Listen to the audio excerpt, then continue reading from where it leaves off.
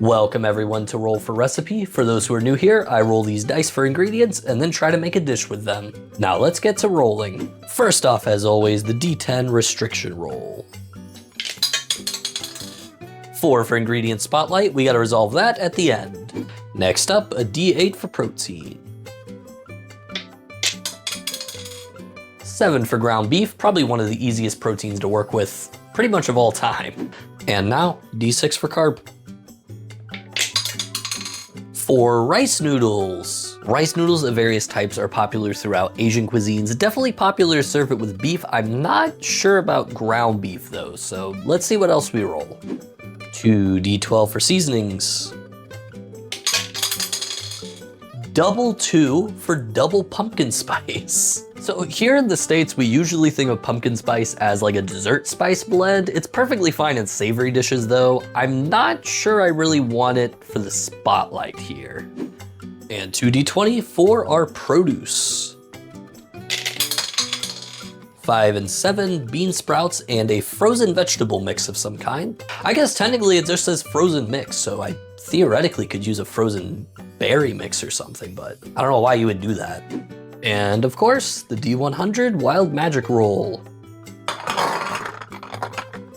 85 for crispy onions. Crispy onions are most similar to, I'd say, smaller chopped up onion rings. To be honest, not a terrible one to get for ingredient spotlight. All right, ingredient spotlight. We're gonna roll a D8 and see what ingredient we have to give the spotlight. Ground beef, all right, well, that's the easiest one to work with, so I'll take it. Man, I'm glad we didn't get pumpkin spice. Also, shout out to imjermee for this roll for dinner roll sheet. He does roll for salad on Instagram and TikTok, so one of my inspirations for using this format in this series. And finally, 2d6. See how many extra ingredients we can add. 4 plus 1, 5 ingredients. Still a decent amount, a lot we can do here, but definitely a little bit limiting. So here we are, the rolled ingredients. Starting off with the ground beef, this is what we have to highlight. Ground chuck obviously is just beef, it's the 80-20 version. I'm thinking we're gonna do some kind of like noodle stir fry, but more of like a beef stir fry with some noodles mixed in. So we're gonna try to use as much beef as possible, which obviously leads us to the rice noodles that we rolled. The pumpkin spice, which we got a double roll of. I'm probably just gonna use this to season the beef and then probably in like a sauce to season the whole stir fry. That'll be a double use of it. We got bean sprouts again for one of our produce. These are still good. As you guys can see, they're not quite browning yet. And then I had a frozen veggie mix in the back of my freezer that I was able to use for that. These are common mix-ins for, you know, stir fries and stuff, so that should work. And then we have our crispy onions, probably one of the best garnishes of all time in my opinion. I love crispy onions. Should add a nice crunch to everything. And with that, we're on to our extra ingredients. I feel like I make this sauce mix pretty often or something similar to it. Soy sauce, rice vinegar, garlic, sesame oil, and the odd one here is gonna be this hot honey, this Carolina Reaper honey that I'm using. Normally I would use honey as a natural sweetness and then use chili paste as the spice. This is kind of an all-in-one ingredient that allows me to do pretty much the same thing. And then of course sesame oil doesn't really go into the sauce, it just gets kind of sprinkled on at the end for some extra flavor boost. And with that, let's get to cooking. To start off, we're gonna get a bowl and we're gonna soak these noodles. Now, I know if you read the package instructions here, it says to bring a large pot of water to a boil and cook the noodles, blah, blah, blah, blah. But when I worked in Asian kitchens, we always just soaked these for like 30 minutes and then you would finish them in the wok. So that's what we're gonna do. So I've never bought this brand before. I just realized these are all just short strands. They're not like the long full noodles that I'm used to. Oh well, they should still work fine. I think roughly about this much should be fine. I think that's fully covering them. So we'll let these sit for about 30 minutes while we move on to everything else. And we get a second bowl. To this bowl, we're going to add our ground beef. Probably not quite all of this because I don't think I'm gonna need it all. It's starting to oxidize here. I don't know if you guys can tell the color on that. All right, this is about half of it. I think that should be good. I can use the rest for like a pasta or something. Get my pumpkin spice. We're gonna season these up.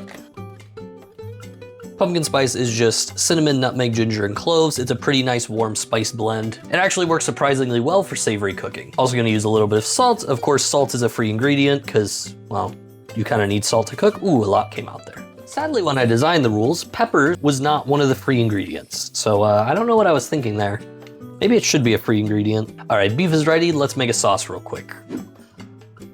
ramekin to make the sauce. I have all my sauce ingredients lined up to the side here. Gonna start with the soy sauce. Honestly, I just kind of eyeball most everything. Put in our touch of vinegar, maybe a little more. Carolina Reaper, hot honey. Bit of that garlic. To be honest, I only need garlic for when I do like dollar store stuff, and then I have to somehow use it, so that's why I use a lot of garlic instead of fresh garlic. But fresh garlic is superior, so use it if you're not like me. Finally, we're gonna season it with a little bit of that pumpkin spice. And that should satisfy our double pumpkin spice requirements. That makes the sauce. Now it's time to start stir frying everything. Get our wok real quick. One thing I want to point out to you guys, if you look to the side over here, you'll notice that I have all of my stuff nice and set up. I have oil, I have my beef, sauce, vegetables. When you're wok cooking, everything is going to be moving very fast, so you gotta have everything ready to the side. Like, you have to be ready to go, because things can burn very, very quickly. And I have my noodles off to the side further, you just can't see them because I'm about to drain them in the sink. All right, I don't think I need too much oil here, at least not to start, especially since I'm using an 80/20 beef. It's got a decent amount of fat in it already. Just gonna do it in chunks. Finally got a wok spoon as well, so I'm happy about that.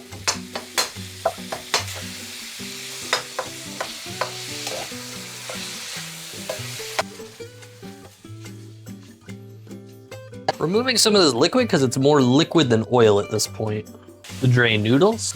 Probably want a bit more oil here. The veggie mix and the bean sprouts. And our sauce, the trick here is to pour the sauce into the spoon and then spread it around the edge. Helps it reduce and caramelize.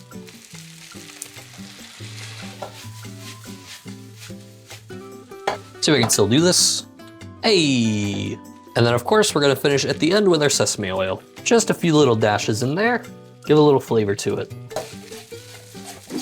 Get a nice big bowl. I may have added too much oil. I don't know if you guys can see how much oil there is on there. It's definitely a bit greasy, but I think it should taste fine. Definitely a lot more beef than there is anything else in here. So I think we definitely held to that restriction pretty well.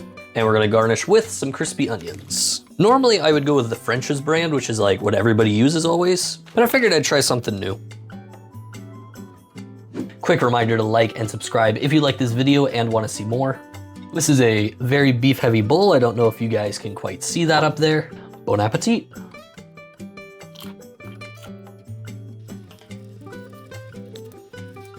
So first impression, I really, really like the pumpkin spice in with that whole sauce blend and everything else in there. I don't know, maybe I'm American and I just like pumpkin spice on a lot of things, but I feel like similar blends of cinnamon, nutmeg, clove, ginger is popular in other cultures. They just don't call it pumpkin spice. There's certainly a lot of beef here, maybe a little too much beef. You could say I went a little overboard on the restriction, and to be honest, I would probably prefer strips of steak rather than ground beef, but the flavor is there, so I'm not complaining too much here. Crispy onions are great here. They're adding a nice crunch, a nice flavor. Like I said, I pretty much like crispy onions in just about anything I eat them in. The rice noodles are cooked very well. They're not mushy, they're not hard, they're just right in that middle with a little bit of bite to them.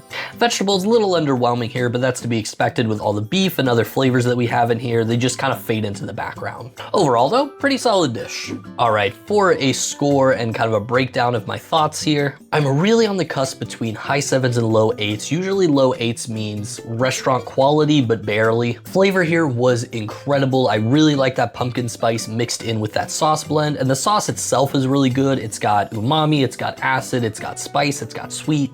The downside, however, is that there was just a lot of beef in there, of course, and it just was, ground beef just doesn't work as well in this type of dish. I'd much rather have strips of steak in here. They just work a little bit better. So it'll kind of come down to complexity and price. Price-wise, pretty cheap dish actually. I think in total I spent under $30 for everything, and I probably, if I had cooked everything, I would have gotten probably around 5 or 6 servings, to be honest. So yeah, cost-wise, it's not too bad. Complexity, I do not think wok cooking is that complex. The only thing you have to be careful about is you're cooking at very high heat, and so you could easily burn something. So So there is that added layer of complexity that I'm kind of used to because I used to cook on a wok in a kitchen before, but it is a certain technique that you kind of have to get used to. So with all that taken into account, I do think this probably leans a little bit over the edge of the 8, so I'm gonna give it an 8.1 out of 10. And then for a name, I'm gonna call it the Beefy Boy. As always, thanks for watching. Remember to subscribe. Hope you all have a great day, and I'll see you next time.